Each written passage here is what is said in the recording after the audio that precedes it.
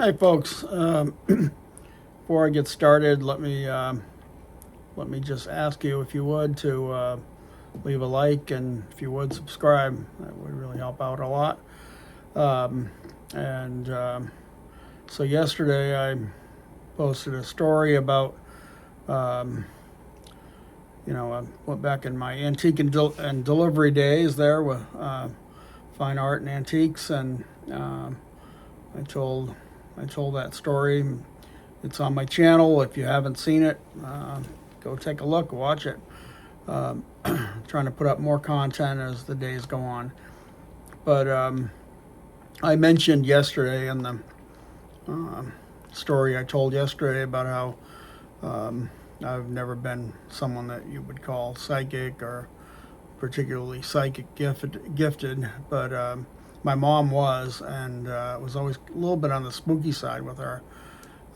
Growing up, different times in my life, I could think of a few different stories. And actually, that's exactly what I was going to talk about today, was two stories that actually weirded me out when I was younger, and I'm sure some of my siblings, but we all had stories of her being like weirdly psychic about things. And she always seemed to know what we were up to. And I guess a lot of mothers do. There's probably a lot of intuition there with moms, but she was more than most. And anyway, I know one story when I was young. I think I was probably 8, 10, something like that. Probably closer to 8.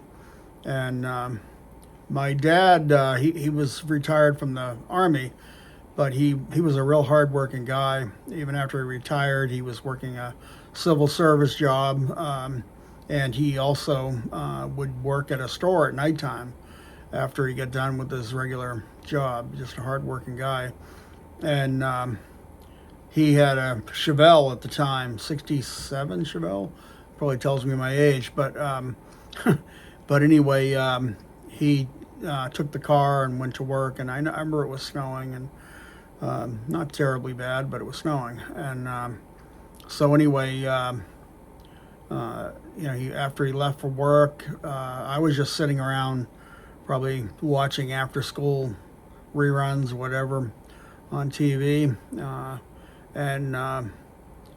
As I was sitting there watching TV, and this was, half hour after my dad left, my mom suddenly, it was like sitting up bolt upright, and she said, "Oh my God, something happened to John." Well, John was my dad. And so just as she said that, there was there was a floor lamp that was like behind us, and the bulb in the floor lamp popped and went out, and it was like, wow. What was that about? Well, I was immediately frightened because I had already seen a number of different things with my mom, and just the way she said something happened to John, and she's pacing the floor, and of course I'm nervous, and probably a couple hours went by, and my dad phoned, and he told my mom. He said, he said, I was in a bad car accident. And apparently his Chevelle he was on a back road, and it started getting icy, and he ended up losing control, and car spun around, and it ended up flipping over on him. So I totaled the car, but luckily he was okay, banged up, quite a bit, I'm sure, but he was okay. But that was one incident that. And after that, it was like I took her seriously when, she said something like that. And like I said, I saw enough things with her. Another story that was really creepy with her was one of my sisters was pregnant. And at the time, I was pretty young. I was a teenager. I know I was at home, and I was getting ready to go to a job, though. I don't know, it was on a weekend or whatever it was, but I was getting ready to, and I had gotten up early, and I'd gotten dressed and showered and all that. And I was heading out the door, and I stopped. My parents' bedroom was downstairs, and I was upstairs, and I stopped, and I just was going to say, hey, heading out the door to my mom, as I stopped in to see her, I noticed she was crying. And so I was like, "What's going on?" What, And she said, "Well, I just woke up. I had a really bad dream."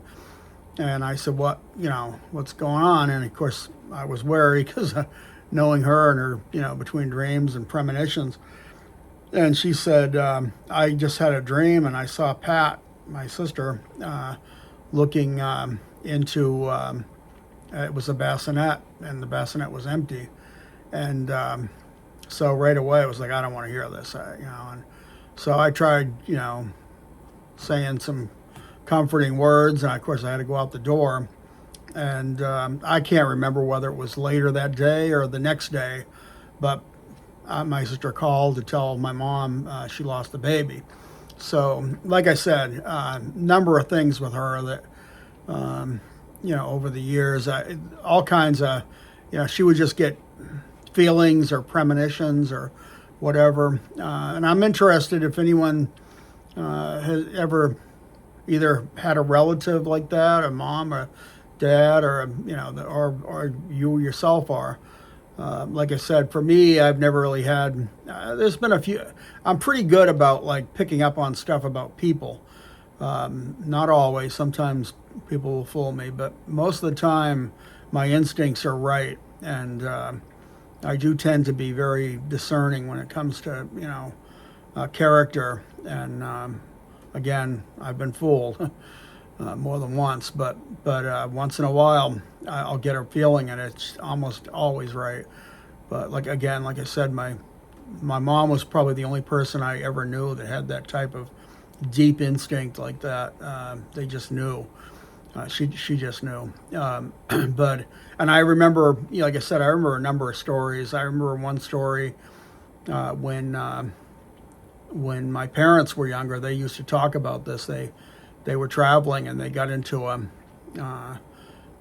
argument. They were on the road driving, and I know my dad wanted to stop, and he was getting tired, and but they were arguing. I think about the place that my dad decided it was like a mom and pop type motel, one of those ones like you see in the movie Vacancy. The cabins are all connected, or like in Psycho. But anyway, I actually kind of liked those when I was traveling on the road, when I was doing antique delivery. Those were actually my place of. I always, and the guy I worked with, Walt, we used to prefer those type. For one thing, they were cheaper, and another thing, they just tended to be kind of, you had a little more isolation, easy to get in and out of, and things like that. So, but anyway, like I said, they stopped at one, and as soon as they got in there, and of course my dad's tired, he just wants to go to sleep. And when they got in there, my mom right away was like, "I don't like the place." She had these weird vibes about the place, and of course they're arguing about that because she sounded like she wanted to leave, and that's the last thing he wanted to do. He wanted to go to sleep. So I can't blame him. I've driven a lot on the road, and I know what that's like. You just want to go to bed. But anyway, they got in there, and I guess they were going to settle down for the night.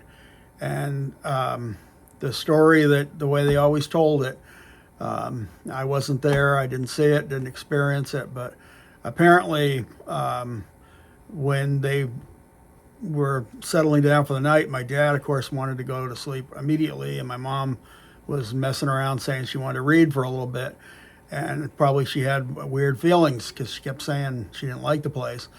And there was, and my dad, again, was arguing to turn the light out. So she finally said, "All right, damn it, like I'll turn the light out." And she turned the light out.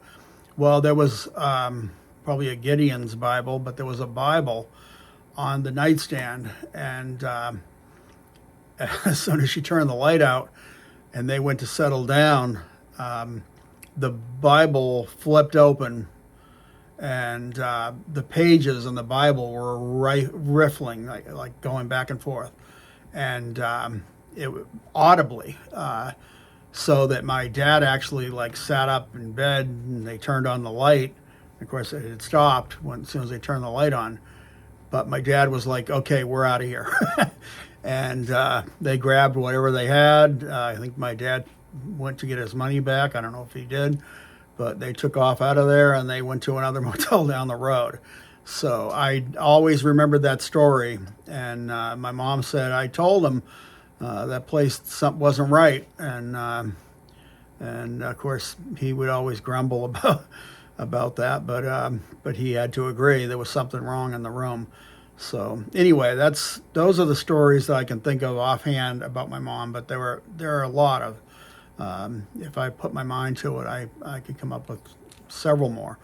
But anyway, like I said, I've been in a lot of motel rooms down the, like I said, I spent 14 years up and down the East Coast constantly, and places in between.